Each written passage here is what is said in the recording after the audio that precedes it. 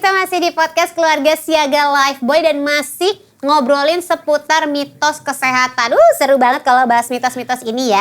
Masih sama Prof. Zubairi Jurban dan juga bersama Kakak Merdi Oktavia. Nah, tadi kita udah bahas tentang mandi malam bisa bikin rematik. Terus penggunaan antibiotik yang gak tepat. Terus ngobrolin juga seputar kalau minum dingin, es gitu ya bisa bikin pilek. Sama apa tadi? Antibiotik. Oh, sama masuk angin itu dia. Nah, sekarang kita lanjut lagi tentang mitos-mitos berikutnya. Ini banyak banget mitos-mitos yang berkembang ya. Jadi mudah-mudahan Moms abis menyaksikan podcast Keluarga Siaga Lifeboy ini langsung kayak terbuka cakrawala pemikirannya gitu ya. Nah, ini ada mitos selanjutnya ya Prof. Ini mengenai anak-anak tuh gak perlu vaksin. Buat apa? Kan udah sehat. Kalau anak itu sehat gak sakit segala macam ya gak usah divaksin gitu Prof. Ya itu bahaya banget. Dulu misal cacar itu ya. Itu rupanya kalau begitu gak divaksinasi angka kematiannya dulu tinggi. Untungnya sekarang sebagian besar karena dulu vaksinasi jadi sekarang di banyak negara sudah nggak ada lagi. Nah, demikian pula ada lagi polio. Jadi kalau tidak divaksinasi bisa lumpuh, gitu ya. bisa lumpuh. Kemudian yang kemarin yang paling gampang adalah COVID-19. Saya kehilangan saudara, ada pasien saya kehilangan. Bayangin baru kemarin saya ketemu seorang pasien, dia cerita bahwa kakaknya meninggal. Kena COVID. Ternyata nggak hanya kakaknya doang, tapi suami istri. Aduh, jadi kayak hampir sekeluarga gitu. Sehingga anaknya kemudian diasuh oleh adiknya ini. Jadi memang padahal misalnya kalau di awal memang belum ada vaksin, tapi akhirnya kan kita sudah punya vaksin COVID. Misalnya di awal-awal dulu ada vaksin, tidak akan menyebabkan kematian. Kalau kena COVID paling hanya batuk pilek bersin sebentar sembuh lagi. Jadi resiko mungkin komplikasi beratnya itu bisa kayak dihindari gitu ya Prof. Persis ya. Saya dulu kena COVID hanya 3 hari pegel sebentar terus karena sudah vaksinasi, sudah booster ya.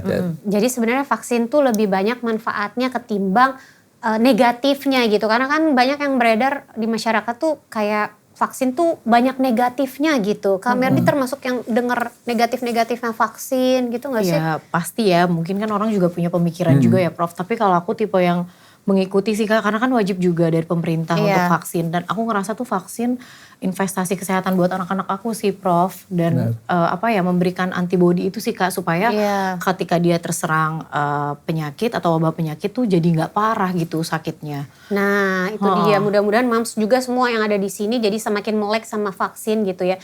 Kadang orang-orang tuh suka mikir, lah udah divaksin juga tapi tetap aja masih sakit gitu Prof. Kadang-kadang kan gitu, udah divaksin tapi masih kena sakit banget, itu. Nah terus saya mau tanya karena angkatan anak saya udah sekarang udah punya cucu, jadi kondisi kan di sekolah itu kalau mau masuk sekolah dipersyaratkan tidak harus vaksinasi A, B, C, D. Wajib atau tidak? Kayaknya harusnya wajib deh, karena kadang di sekolah anakku itu kayak kemarin nih Prof baru ada vaksin polio tuh Kak. Ada polio. Jadi serentak dan memang wajib kalau misalnya anakku lagi flu nih Prof nggak ikut vaksin polio itu harus ke DSA-nya untuk vaksin di rumah sakitnya gitu. Iya. Ya karena saya ingat tahun 82 waktu itu saya belajar di Perancis. Waktu memasukkan anak-anak saya ke sekolah, syaratnya mana bukti vaksinasinya. Oh iya. Nah, jadi anak bukti saya vaksinasi itu baru boleh masuk sekolah. Iya, jadi waktu itu mengajukan kayak apply pendaftaran segala macam, terus untuk kelengkapannya itu juga kayak harus fotokopi riwayat vaksinasinya gitu. Supaya tidak menularkan ke yang lain. Iya, betul. Dan tidak tertular ya. Nah, selanjutnya jadi pokoknya intinya Moms kita namanya juga ikhtiar ya Prof. Maksudnya vaksinasi ini kan bagian dari usaha kita untuk kayak melindungi keluarga, untuk melindungi dari sakit-sakit yang mungkin punya komplikasi yang jadinya tuh berat gitu. Jangan mikir Benar. kayak nggak mungkin deh kena sakit kayak gitu gitu ya kan. Mungkin kayak Benar. sekarang kan persepsi masyarakat polio kayak nggak ada sekarang orang sakit polio misalnya kayak gitu kan. Tapi ya jangan sampai kita kena dulu gitu baru akhirnya ya lagi kalau tahu kan Kenapa waktu nggak itu vaksin gitu Iya. ya kan. Nah selanjutnya nih Prof, ini juga perkara waktu itu kan pada masa pandemi kita kemana-mana pakai masker, terus Benar. sekarang orang-orang udah bebas nih, udah bisa kayak bernafas lega, tidak perlu pakai masker lagi di ruang publik segala macam gitu. Dan akhirnya orang-orang itu kayak mengidentikan ya udah pakai masker tuh kalau sakit aja, kalau lagi nggak sakit gak usah maskeran gitu. Kalau nggak sakit pakai masker bengkoang Iya, aja. masker itu tetapi tolong diingat bahwa misalnya COVID itu bukannya 0, sekarang masih ada 1, 2 gitu ya. Iya. Jadi hati-hati, intinya kalau masyarakat umum kalau ke rumah sakit. Jadi mendingan kalau ke rumah sakit baik untuk berobat maupun untuk nengok ya sebaiknya pakai masker saja. Iya. Nah, tapi kalau pada kehidupan sehari-hari yang lain karena sekarang yang khusus COVID ini sudah teratasi ya tidak perlu lagi, tidak harus, tidak perlu.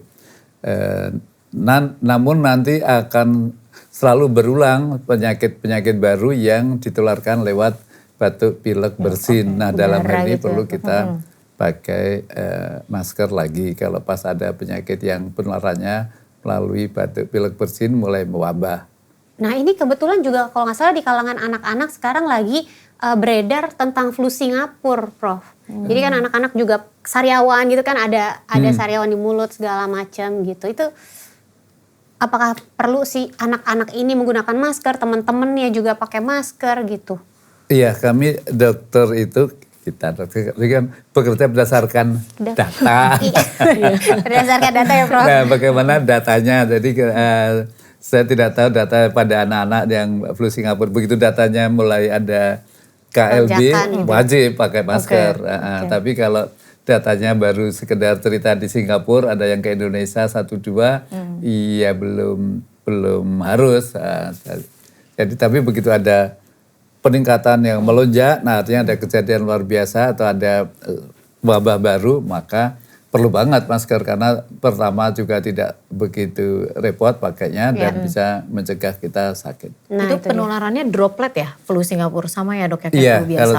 kalau istilahnya flu sama droplet. Tapi tolong diingat bahwa flu di negara dingin di Amerika, di Eropa itu kalau tidak vaksinasi masih bikin kematian flu-nya. Tetapi untungnya flu yang banyak di tempat di Amerika, tempat lain itu untuk negara tropik seperti kita ini jarang, sangat jarang. Oh masih lebih aman, tapi bukan berarti mentang-mentang aman terus jadinya sudah tidak usah pakai masker gitu ya kan. Kalau Kak Merdi gimana? Kalau aku tuh masih tipikal yang kalau misalnya bawa anak-anak ke rumah sakit misalnya dia harus vaksinasi atau berobat, aku masih pakai masker yang kayak gitu. Karena kan mikirnya itu lokasi penuh sama orang-orang sakit gitu. Sama sih, aku tuh kadang anak kan kalau sekolah tuh Kak selain pulang bawa tas kadang suka ketularan Bawa penyakit ke rumah. Jadi kadang kalau misalnya anakku kondisi lagi nggak fit, aku sekolah karena kan dia ruangannya tertutup tuh Prof. Jadi aku suruh pakai masker kalau di sekolah. Tapi kan mereka ada kayak itu susah juga sih karena mereka ada makan bersama gitu-gitu kan yang harus buka masker. Betul. Tapi yang terpenting itu sih aku sama kayak kakak kalau misalnya ke rumah sakit itu harus banget pakai masker karena mungkin zaman waktu COVID kan suka dipisah ya anak sakit sama anak sehat. Iya benar-benar. Sebenarnya tuh enak banget kayak gitu kan. Jadi kayak betul. yang ruangan sini buat anak sehat, yang ini anak sakit. Tapi kan sekarang udah digabung lagi kan. That's why pokoknya kalau masuk rumah sakit tuh wajib banget pakai masker. Dan itu jadi anak-anak aku tuh karena yang nomor 2 ini kan lahirnya juga pas pandemi Prof. Jadi sudah terbiasa Kak sama yang namanya masker. Jadi udah gak susah kalau aku suruh pakai masker mereka langsung pakai sendiri. Ya. Bahkan karena lahirnya pandemi begitu keluar dari perut udah maskeran ya. Iya, jadi udah gini dia. Udah dari dalam perut ibunya udah maskeran. Ya ampun, udah terbiasa. banget. Iya Kak. Iya benar sih. Terus bisa yang baik juga waktu itu kan kalau kita pulang kerja, langsung ganti baju, kemudian mandi ya. Iya benar. Dan yang baik itu mungkin perlu dilanjutkan. Iya. Kebiasaan-kebiasaan efek-efek positif dari pandemi itu ya Prof ya, yang kayaknya sekarang udah mulai menurun termasuk di diri aku. Kita masih bahas tentang mitos lagi. Ini mitos selanjutnya nih. Aku jujur ini baru tahu sih ya. Apa aku yang kurang jauh mainnya atau gimana gitu kan. Ini perkara kalau luka dioles sama kopi itu jadi cepat sembuh. Bener gak? Gimana Prof? Orang rumah aku pernah soalnya. Serius? Iya pernah. Ya enggak dong Kak, soalnya kan aku kan tipe yang gini Prof, jadi orang rumah aku yang masak kena Prof, tangannya kena pisau gitu, berdarah, terus panik satu rumah dikasihlah kopi. Aku yang panik juga kayak, ini maksudnya habis kasih kopi kasih susu gitu kan. Oh enak banget jadi kopi susu, tambahin es batu. Iya, terus tapi mereka bilang, Bu ini tuh kita di kampung kayak gini, ini tuh supaya lukanya kering. Terus aku bilang nggak bisa, bersihin pakai air yang mengalir, pakaiin antiseptik, terus tutup pakai kasa, terus ke dokter. Karena aku takut kayak kan itu pisau ya Kak, takut tetanus apa-apa, jadi harus suntik gitu loh Prof. Jadi langsung dibawa ke UGD, tapi mereka udah siramin kopi duluan Kak. Nah, gimana tuh Prof? Pernah nggak dengar betadine? Iya pernah. Iya. Betadine kan dioleskan udah. Kalau luka pakai, kalau dulu kala waktu saya kecil, diem. Kan betadine lebih aman. Gitu kan, dan itu cukup banget. Kopi ya enggak lah, tapi kopi kalau misalnya pada kondisi luka yang amat sangat khusus, tapi pada umumnya bukan luka baru, itu sih mungkin masih bisa ada manfaatnya. Tapi luka yang kalau kita baru luka, sama sekali jangan pakai kopi. Dituang gini loh Kak. Menghentikan pendarahan dong. Tapi benar kalau kita minum kopi itu prolongs life. Tapi diminum, Mbak. Iya. Diminum. Ini beda lagi ini konteksnya. Berarti itu enggak benar kan Prof? Enggak benar. Kopi untuk luka jangan. Jadi kopi bisa untuk bikin kita bisa hidup lebih lama, panjang umur, tapi enggak untuk berdarah ya Prof ya? Iya, diminum aja. Enggak ya. Atau mungkin bekas luka kan ditaburin kopi, terus diseruput gitu. Pakai susu Kak, jadi panjang umur. Kopsu ya kan? Gitu enggak ya Mams ya?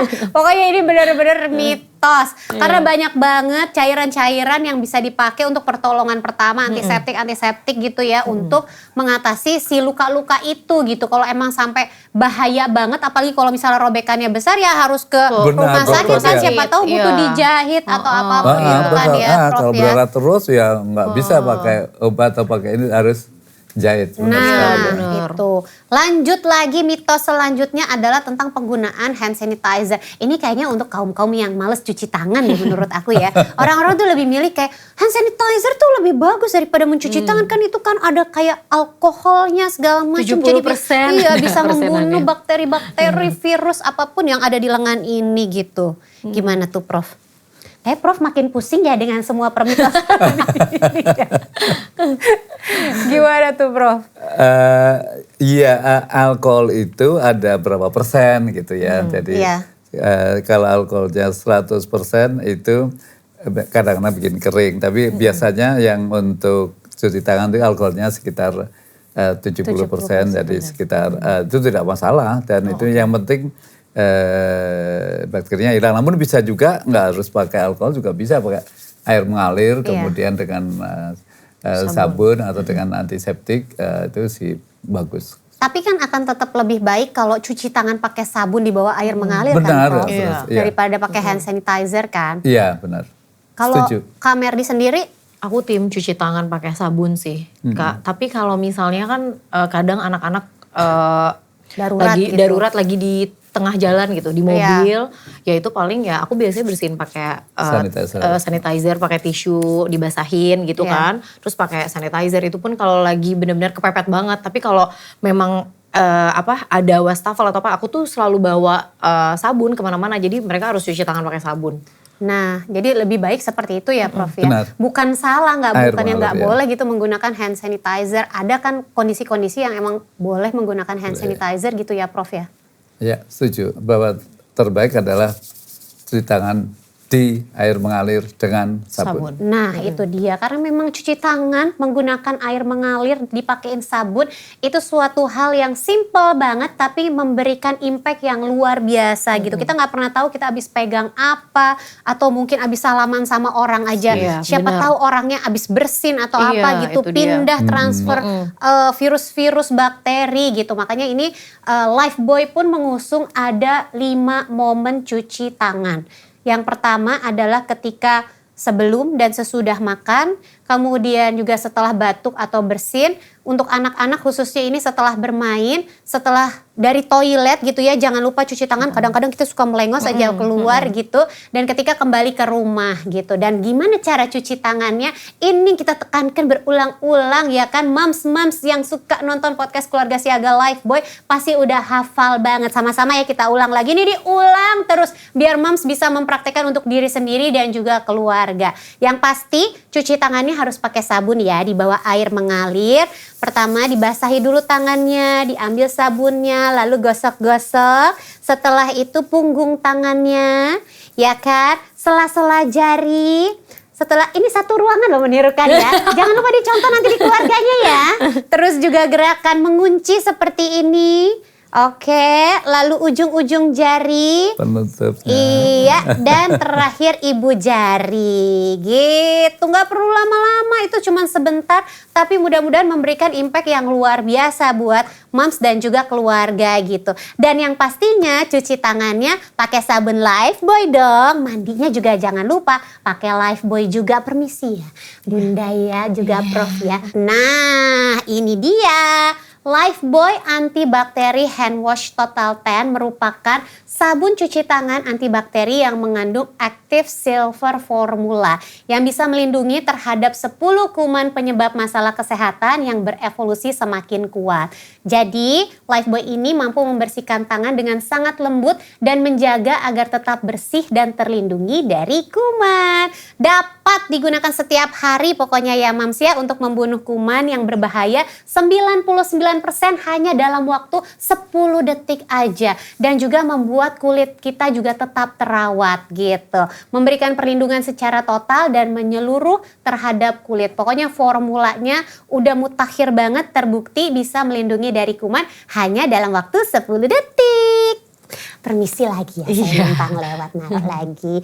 Oke, kalau begitu ya ampun, seru banget ya ngobrol-ngobrol seputar mitos ya. Mudah-mudahan moms semuanya juga semakin mendapatkan informasi tentang masalah-masalah kesehatan, mitos-mitos kesehatan. Nanti bisa dipraktekkan di keluarganya di rumah gitu ya. Tapi kayaknya waktu juga yang membatasi, kita harus pamit undur diri. Tapi sebelum pamit, aku mau minta mungkin pesan-pesan singkat nih dari Kamerdi juga dari Prof Zubairi Jurbans tentang seputar permitosan ini gitu Prof. Iya, tadi kita ngomong mitos di masyarakat. Iya. Tapi ternyata juga ada mitos di dunia kedokteran. Iya.